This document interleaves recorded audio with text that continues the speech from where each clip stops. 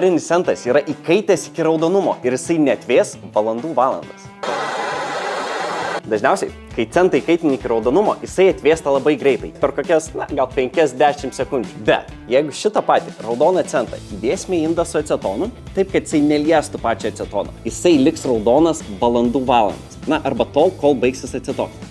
Kas čia vyksta, tai yra į centą pažiūrėjus iš arčiau, mes galime matyti kažkokį tai pulsavimą. Mūsų centas taip raudonuoja, tai vėl pabaltuoja. Tai iš viršaus jį pasiekia deguonis. Kai deguonis susiliečia su variu, jisai pagamina vario oksidą. Jisai yra tamsus. Ir šios reakcijos metu mes generuojam šilumą. Tada, kai iš apačios mūsų centą paliečia acetono garai, mes regeneruojam gryną varį, padarydami centą vėl blizgančiu ir šviesiu. Šitos reakcijos metu varis nėra sunaudojamas, jisai yra tik tai katalizatorius. Čia yra sunaudojamas tik tai acetonas. Taigi, kol mes turime acetoną savo inde, mūsų centas švies raudonai be galo.